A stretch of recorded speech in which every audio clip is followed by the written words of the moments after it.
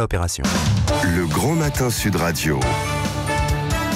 Le petit déjeuner politique. Il est secteur 43, merci d'être avec nous. Nous accueillons ce matin Mounir Majoubi, qui est secrétaire d'État chargé du numérique. Bonjour Mounir Majoubi. Bonjour. Vous avez entendu à l'instant cette histoire du lycéen d'Albi qui a reçu des menaces de mort sur les réseaux sociaux parce qu'il se maquillait. Qu'est-ce qu'on peut faire dans une telle histoire ? Bon, pour ce lycéen, il s'est passé beaucoup de choses. Ce qu'il a vécu dans son lycée n'est pas agréable du tout. Il y a même des choses qui sont graves. Ouais. Et puis après, ça s'est poursuivi sur les réseaux sociaux. Mais les réseaux sociaux, ça a aussi été un soutien massif pour lui.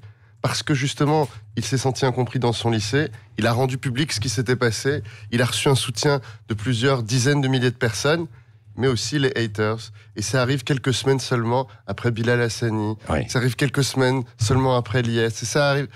Il y a aujourd'hui une parole de haine qui se libère sur la différence, sur l'homosexualité, sur les personnes plus sensibles, sur les personnes qui veulent se maquiller, sur les personnes qui sont simplement pas comme les autres. Et ça, c'est plus acceptable. Oui. Mais aujourd'hui, sur les réseaux sociaux, rappelons que on peut avoir une parole positive, de soutien, d'amour.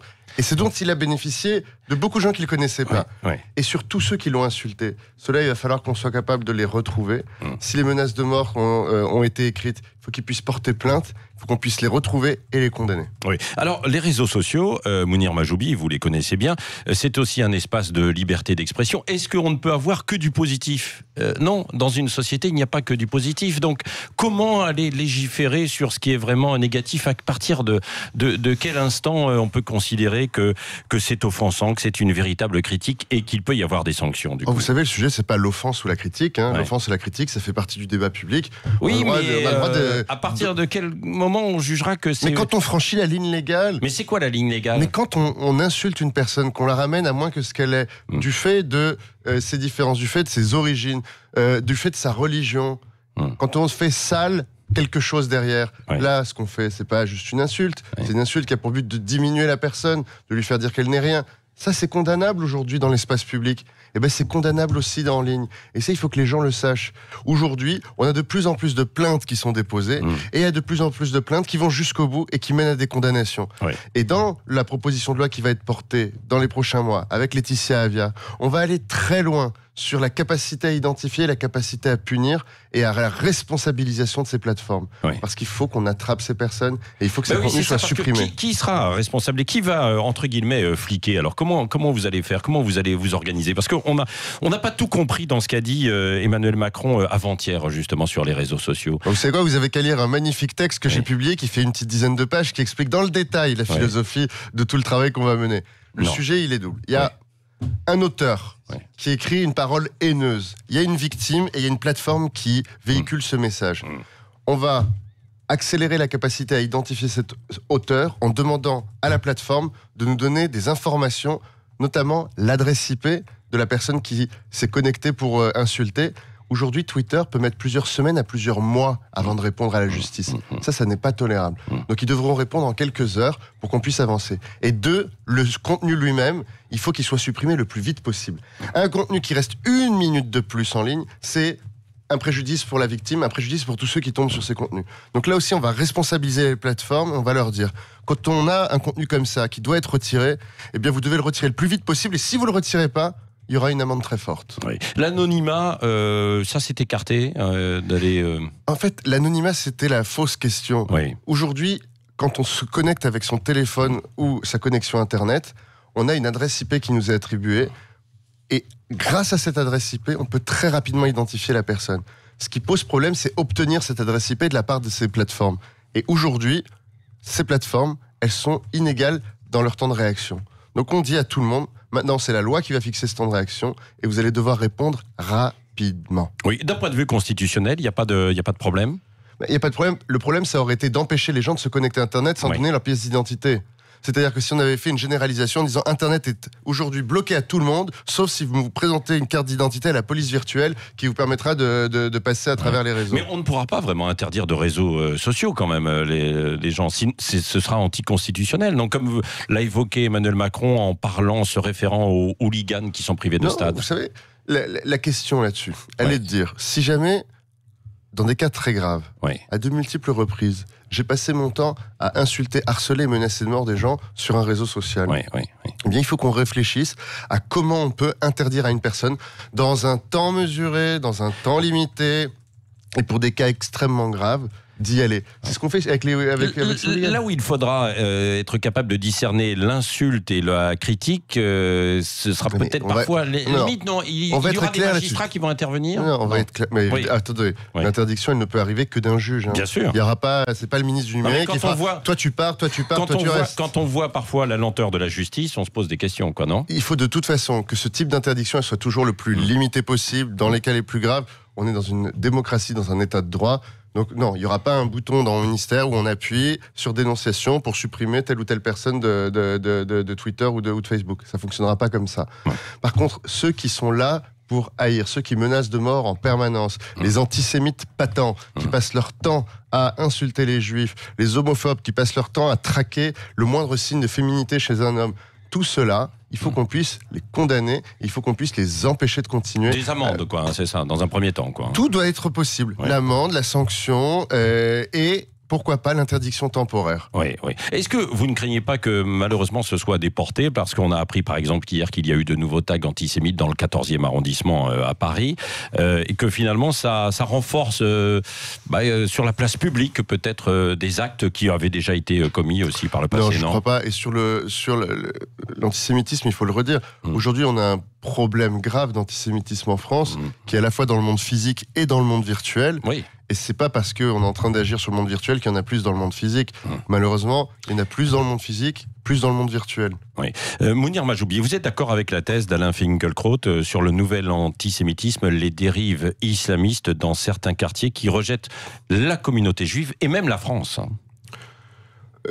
C'est une des analyses, une des parties de l'analyse de ce qui est en train de se passer aujourd'hui. C'est ce qui s'est passé l'autre jour et qui a déclenché aussi ce tollé avec les gilets jaunes. Ce que je veux dire par là, c'est que la réalité, maintenant je suis membre de ce gouvernement, elle est toujours plus complexe que ça. Vous voyez bien que l'antisémitisme, il n'est pas que issu l'antisémitisme n'est pas que sur les réseaux sociaux, quoi, bien sûr. Mais ce que je veux dire par là, c'est qu'il y a un antisémitisme qui naît de l'extrême droite française historique, il y a un antisémitisme latent, soft, comme on dirait, il y a un antisémitisme radical, un antisémitisme militant, et il y a l'antisémitisme aussi des quartiers, et il y a l'antisémitisme issu de l'islam radical. Ça, c'est quelque chose qu'il faut qu'on combatte partout. Ça commence à l'école, ça va dans la rue, ça va sur Internet. C'est une plaie. Il faut que le mot juif, ça redevienne un mot poétique, un mot très beau, qui désigne une religion, qui désigne un peuple, qui désigne un voisin, qui désigne une façon heureuse d'être. Juif, ça n'est pas une insulte. Oui. Vous avez parlé de l'éducation. Il y aura des mesures d'accompagnement, justement, en dehors de la répression qui peut être menée sur les réseaux sociaux. Parce que ça passe par là, quand même, non ? Mais ça passe majoritairement par là. Et Jean-Michel Blanquer l'a rappelé. Aujourd'hui, sur la question de l'antisémitisme, il faut qu'on ait une école où il y a le temps du débat, le temps de la discussion, le temps de la création d'une conscience. Et il ne faut pas que ces enfants, même si parfois dans leur famille, dans leur quartier, peuvent être influencés, il faut qu'ils deviennent des citoyens libres, capables de décider, de se rendre compte que ce qui est dit est très grave. Et c'est pour ça qu'on doit avoir une tolérance absolument proche de zéro pour tout acte d'antisémite et pour tout acte homophobe. La première insulte, elle doit être condamnée. Le premier, elle doit être condamnée. On ne peut pas accepter le moindre écart sur ces sujets. Ce sera applicable à partir de quand ? Au mois de mai, pour revenir aux mesures ? Sur le numérique ? Oui, sur le numérique. La loi arriverait au mois de mai, donc applicable quelques mois après, le temps du débat national. Je l'espère pour cet été. Avec les temps parlementaires, on pourrait dire septembre. Oui. Bon, un mot sur Édouard Philippe. Il a critiqué le rapport du Sénat. Il s'est dit déçu par les sénateurs et le rapport trop politique. Vous êtes d'accord avec lui ? C'est le Premier ministre, donc par définition, c'est mon Premier ministre, le chef de mon gouvernement, donc je suis toujours d'accord avec lui. Et sur ce qu'il dit sur le rapport du Sénat, c'est que le rendu de ce rapport, la communication autour de ce rapport, elle a participé elle participe d'une instrumentalisation par certains de ses membres de la situation. Bah oui, parce que sinon ils ont fait leur boulot, quoi, quand on regarde ça, non ? Mais attendez, moi je suis élu député, vous savez, le Premier ministre il a aussi été élu député.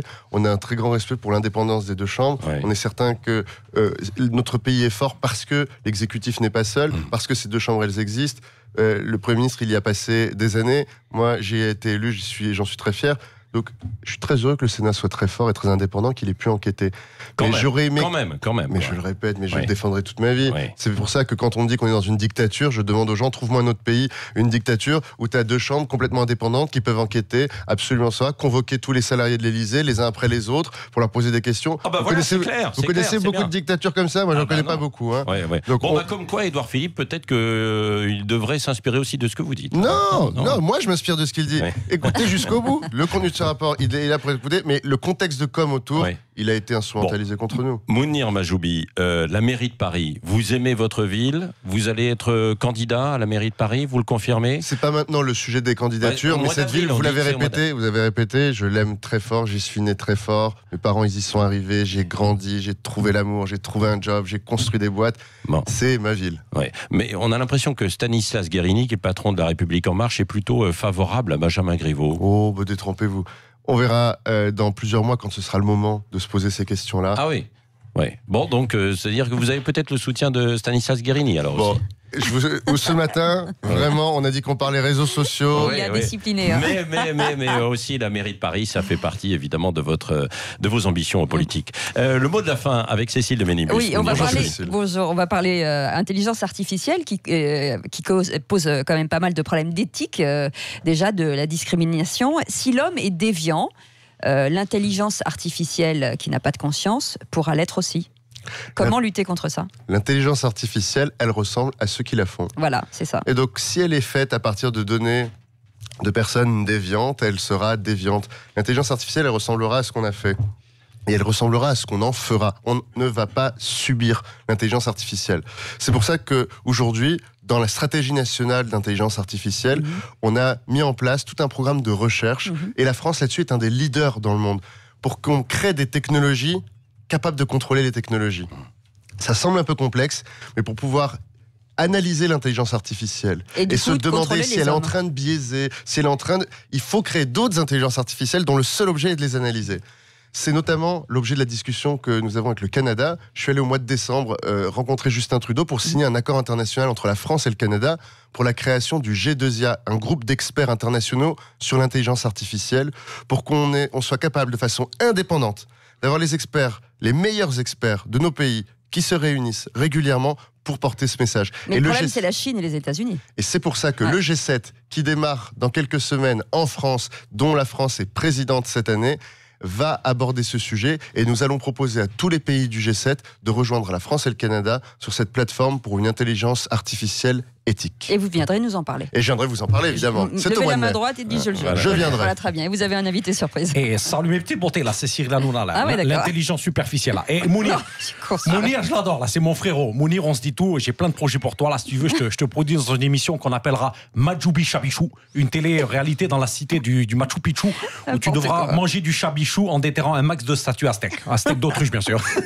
Non. Alors voici ma question, mon moumou. Le jour où tu bosseras plus pour Manu, est-ce que tu seras prêt à venir bosser pour Baba? J'aime beaucoup Monsieur Hanouna, son émission, notamment celle à laquelle j'ai participé, qui a duré près de 4 heures. Elle a été essentielle. Je t'ai épuisé, non? Je viendrai comme invité, mais non, je ne viendrai pas chroniqueur, c'est pas mon métier. D'accord, ok Mounir, merci. Et Mounir Majoubi qui va continuer de participer au grand débat et analyser tout ce que vous avez reçu. Toujours, ce grand débat, c'est une chance, près d'1 million de contributions.